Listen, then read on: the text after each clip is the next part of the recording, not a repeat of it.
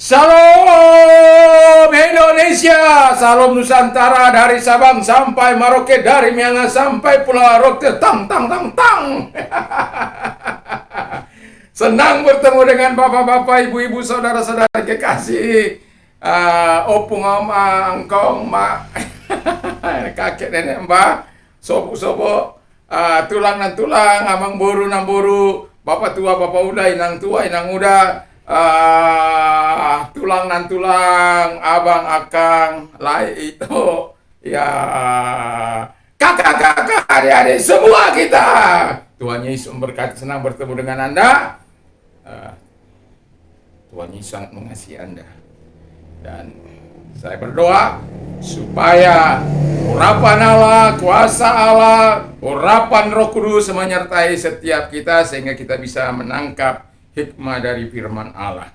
Dan firman Allah saya bawakan dalam Rut 1 ayat 8, 14, 16 dan 17. Demikian bunyi firman Allah. Berkatalah Naomi kepada kedua menantunya, pergilah pulang masing-masing ke rumah ibunya. Tuhan kiranya menunjukkan kasih-Nya kepadamu seperti yang kamu tunjukkan kepada orang-orang yang telah mati itu dan kepadaku. Kiranya atas karunia Tuhan kamu mendapatkan perlindungan masing-masing di rumah suaminya. Ayat yang ke-14 demikian bunyi firman Allah.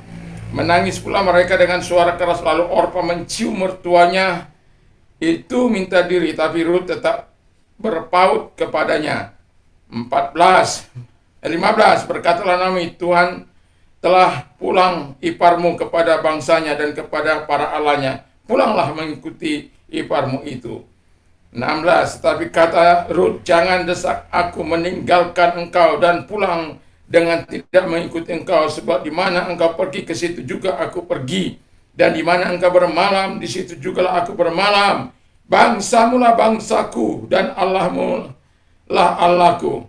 Di mana engkau mati aku pun mati di sana, dan di sana aku dikuburkan. Beginilah kiranya Tuhan menghukum aku, bahkan lebih lagi daripada itu, jika suatu apapun memisahkan aku dari engkau selain daripada maut. Haleluya. Sesuatu yang sangat hebat ya. Makanya tema firman Allah pagi ini adalah hebatnya Rut si janda miskin. Walaupun dia miskin tapi dia hebat dalam karakter yang sangat-sangat luar biasa yang perlu kita miliki. Sebenarnya dia sudah menjadi orang bebas, dia sudah menjadi orang merdeka, dia bisa saja meninggalkan mertuanya karena suaminya Mahlon sudah meninggal dunia. Jadi dia bebas untuk menikah lagi, bebas untuk kawin lagi. Ya, tetapi tidak dengan dia.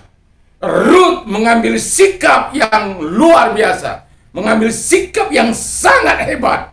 Yang pertama, Alkitab katakan, pembacaan kita dalam ayat yang ke-8 dikatakan, saya mau katakan, Rut memiliki kasih yang nyata.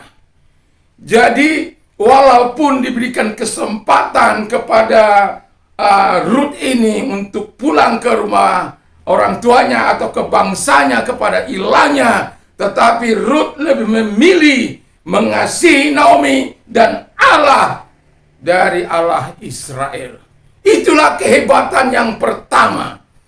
Jadi walaupun yang saya katakan tadi, walaupun dia seorang janda, dia bukan janda genit, tetapi dia janda yang betul-betul menghargai Tuhan, mengasihi mertuanya.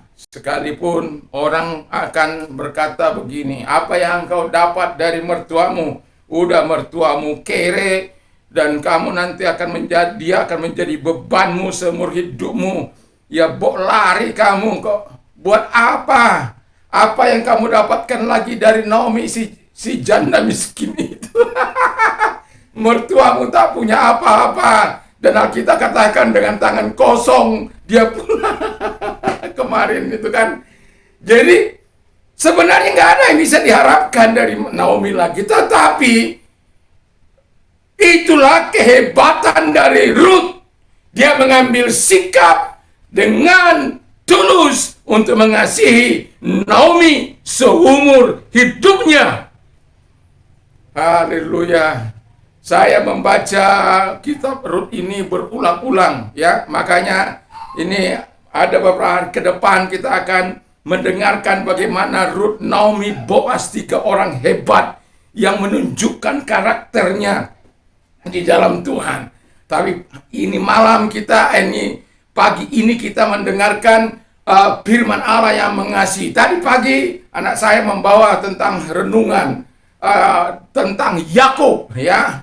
Yakub yang sekalipun ditipu oleh mertuanya, dia tetap melakukan apa yang baik, dan dia mau mendapatkan sesuatu, yaitu dengan mendapatkan Rahel. Dia bekerja 7 tahun, tetapi setelah 7 tahun dia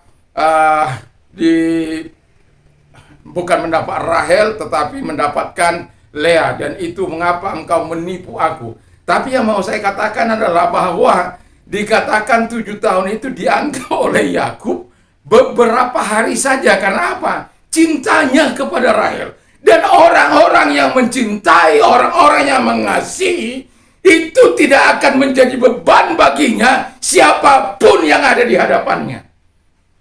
Karena dengan sukacita dia akan melakukan, dengan kasih dia akan melakukan, karena Rut memiliki kasih yang nyata. Yang kedua yang dia miliki adalah ayat yang ke-14. Rut tetap setia kepada Naomi. Sekalipun diberikan kesempatan untuk pulang, tapi dia tidak pulang. Tapi dia tetap tertaut kepada Naomi. Sekalipun iparnya itu si Orpa, suaminya atau istrinya dari si Kilion, ya, dia akhirnya meninggalkan. Dia pikir juga apa yang disarankan oleh mertuanya itu benar juga. Nggak akan mungkin sekalipun aku menikah malam ini, malam ini aku menikah, nggak akan mungkin lagi kamu mendapatkan, sekalipun nanti Tuhan berikan aku anak laki-laki, masakan kamu menunggu begitu lama? Nggak mungkin, pulanglah. Tapi yang hebatnya adalah si Rut tetap mengambil hati. Jangan paksa aku untuk pergi. Dia mau tetap setia kepada Naomi. Dia mau tetap berjalan bersama dengan Naomi.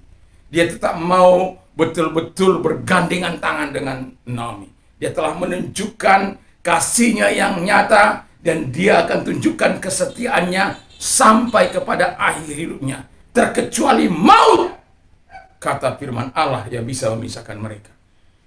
Kesetiaan itu yang sangat luar biasa. Coba Anda lihat, bayangkan sekarang ini, ya, orang-orang kaya punya semua, tetapi kemudian cerai, pisah, ya, melanggar kesetiaan dan lain sebagainya.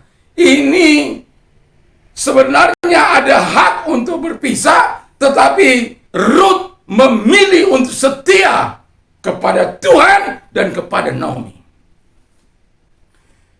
Haleluya. Saya berharap suami-suami semua setia, istri-istri semua setia. Kalau saya bilang begini, ya, adakah masih orang-orang yang seperti Rut ini yang mengasihi mertuanya dengan sungguh-sungguh? Ya, adakah orang yang masih seperti Rut ini yang mengasihi mertuanya sekalipun mertuanya tidak punya apa-apa, tidak mempunyai harta, tidak punya kedudukan, kere, miskin, tak punya apa-apa, pulang dengan tangan kosong ke Bethlehem, dan dia tidak mendapatkan apa-apa yang bisa dibayangkannya kelak. Tetapi dia tidak. Dia tetap melakukan kebaikan sebagai balasannya. Tapi bukan sekarang. Sebagai balasannya saya mau katakan bahwa kemudian dia mendapat kasih kebaikan dari Boas, yang kemudian nantinya dia akan menjadi istrinya. Jadi dia melakukan apa yang baik. Tuhan melakukan yang baik juga kepada Rut melalui Boas, yang memang wajib menebus mereka. Karena dia telah mempertahankan kehidupannya untuk hidup bersama dengan Ruth. Dan itu sangat hebat, sangat luar biasa. Kalau ada orang saya dengar, apa yang mau saya dapat dari mertua saya itu? Sudah miskin nggak apa? Ya, cerewet lah. Kayak kita begini kan orang merdeka, nggak dibebani mengurus orang tua, nggak apa. Tetapi akhirnya orang-orang seperti itu adalah orang-orang yang rugi, orang-orang yang menderita, dan itu tidak berkenan di hadapan Tuhan. Nah, yang ketiga yang membuat Ruth itu hebat adalah Ruth memiliki iman kepada Allah. Bangsamu adalah bangsaku, Allahmu ada Allahku. Di mana engkau bermalam, di situ juga aku bermalam. Di mana engkau ada, di situ juga aku ada. Di mana engkau mati, di situ juga aku mati. Tapi yang mau saya katakan, ketika dia mengatakan Allahmu adalah Allahku, kita tahu Moab adalah penyembah berhala. Moab tidak pernah mengenal Allah Israel, tapi Ruth, itu sebabnya Tuhan memakai dia untuk meneruskan satu generasi penebus kehidupan ini. Kita tahu Obed melahirkan Isai, Isai melahirkan Daud, dan seterusnya lah begitu. Dan dia termasuk salah seorang wanita yang mendapat kasih karunia, yang sebenarnya bukan orang-orang yang percaya kepada Tuhan, tetapi Tuhan izinkan mereka untuk melakukan yang terbaik dalam hidup mereka. Itulah kehebatan dari si Ruth ini. Jadi, yang mau saya katakan kepada kita semua adalah untuk menentukan kehebatan seseorang bukan karena kaya atau miskin. Nanti kalau kita lihat bagaimana Tuhan memberkati si Ruth menjadi kaya raya setelah dia bersuamikan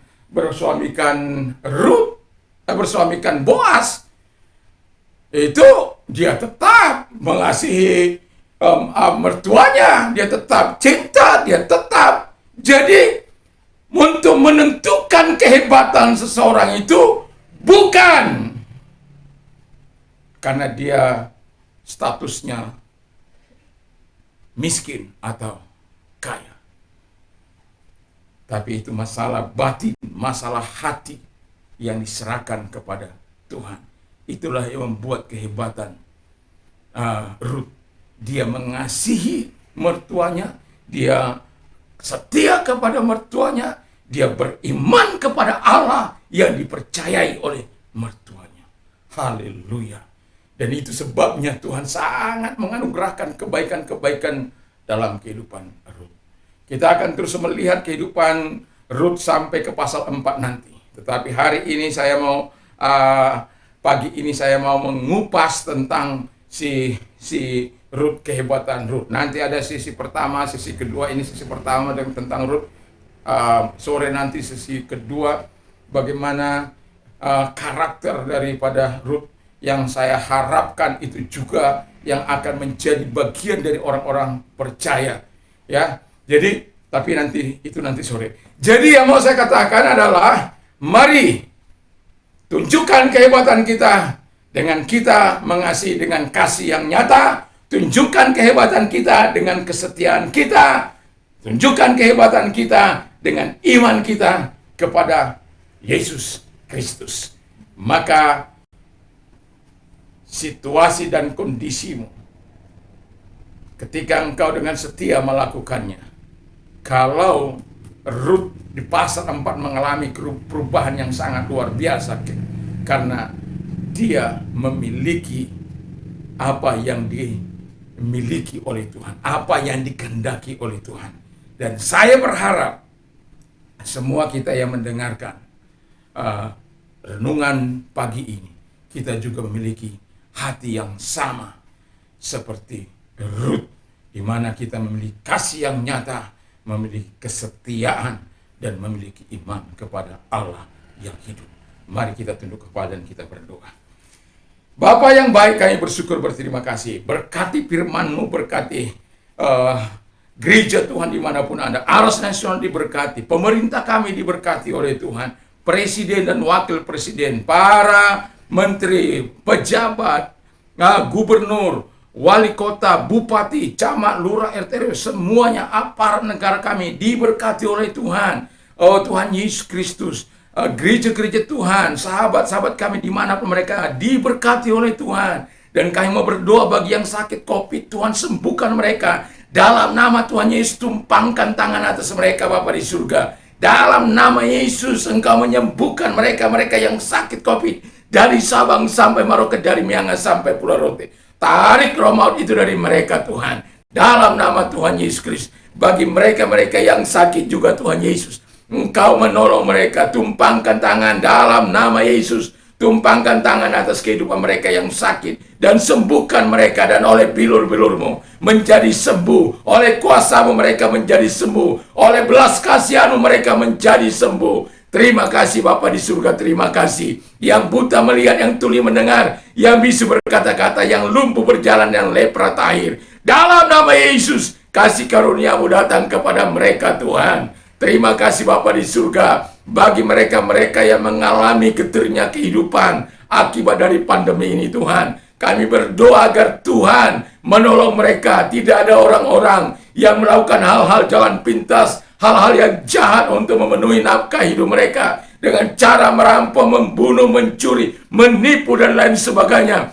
Seperti yang kami dengar atau kami saksikan melalui media massa atau media elektronika. Tuhan Bapa di surga, kami berdoa bagi mereka Tuhan. Kuatkan mereka sehingga mereka berkata segala perkara dapat kutanggung di dalam Dia yang memberikan kekuatan kepadaku.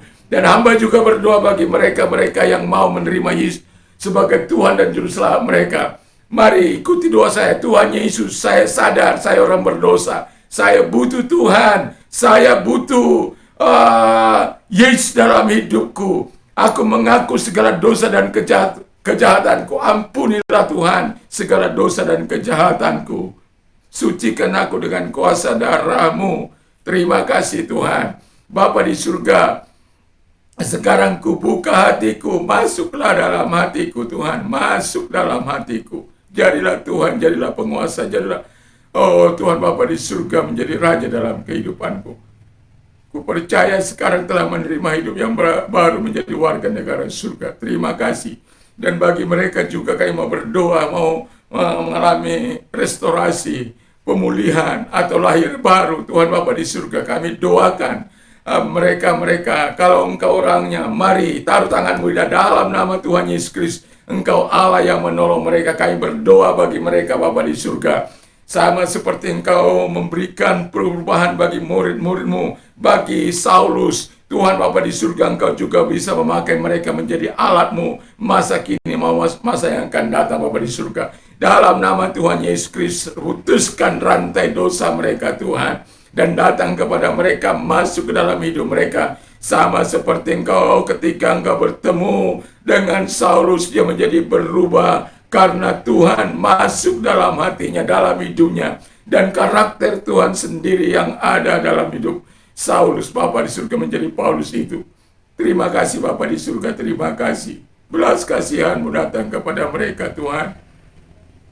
Terima kasih Tuhan Yesus, terima kasih, terima kasih, terima kasih Bapa. Kami juga berdoa bagi mereka-mereka Tuhan, orang-orang muda. Tentu mereka punya semangat yang tinggi, semangat yang luar biasa.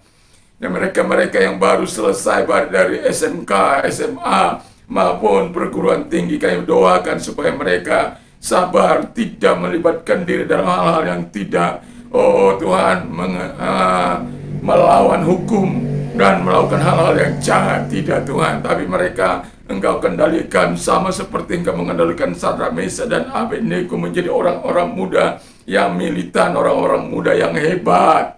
Terima kasih Tuhan, terima kasih Bapa di surga, terima kasih. Buka segala kebaikan-Mu bagi mereka. Buka Tuhan, buka Bapa di surga, sehingga tidak ada mereka yang menyesatkan diri mereka. kepada jalan-jalan kejahatan. Terima kasih Tuhan, terima kasih Bapa. Di dalam nama Tuhan Yesus kami bersyukur dan kami berdoa. Haleluya, haleluya, amin. Puji nama Tuhan, Tuhan memberkati. Haleluya. Memberkati hidup Anda yang sudah menerima Yesus sebagai Tuhan dan Juru Selamat. Dan saya juga mau katakan kepada Anda yang sudah menerima kasih karunia pertolongan Tuhan, mari saksikan kepada saudara-saudara Anda. Dan kalau tidak keberatan, tuliskan di kolom komentar atau WhatsApp saya. Tuhan Yesus memberkati. Damai sejahtera Allah yang menampung segala akal akan melihat hati dan pikiran dalam Kristus Yesus. Iman timbul dari pendengaran firman Kristus. Haleluya. Berbahagialah orang firman Allah dalam hidupnya. Allah akan mencukupi segala kebutuhan menurut kekayaan dan kemuliaan dalam Kristus Yesus. Apa saja yang orang lain ingin lakukan kepada melakukan jugalah demikian kepada mereka. Apa saja yang kau minta dan doakan. Apa saja yang kau minta dan doakan. Percayalah bahwa engkau sudah menerimanya. Maka hal itu akan diberikan kepadamu. Menangislah dengan orang menangis, bersukacita dengan orang yang bersukacita. Tertawalah dengan orang yang tertawa. Puji nama Tuhan. Doa. Semoga kita bisa berkata di tengah-tengah situasi pandemi ini, kita bisa berkata segala perkara dapat kutanggung di dalam Dia yang memberikan kekuatan kepadaku. Dan kita berdoa supaya badai ini cepat berlalu dari negeri kita. Puji nama Tuhan. Dan kalau Anda mau beraktivitas di pagi hari ini, ingatlah Tuhan Yesus menyertai engkau, sehingga pikiran kita, perkataan kita, perbuatan kita, tindakan kita, biar terus dalam terang. Dan kalau kita keluar, mari kita mentaati prokes 5M, yaitu yang pertama gunakan ini masker, lalu yang kedua cuci tangan, yang ketiga menjaga jarak, menjauhi kerumunan, yang kelima itu mengurangi mobilitas Anda kalau tidak perlu keluar. Dan keenam, yang tidak kalah pentingnya adalah berdoa. Berdoa untuk diri Anda, berdoa untuk keluarga Anda, berdoa untuk masyarakat di sekitar kita, berdoa untuk bangsa dan negara kita. Badai pasti berlalu. Tuhan Yesus memberkati. Salam Indonesia, salam Nusantara. Haleluya, haleluya. Amin.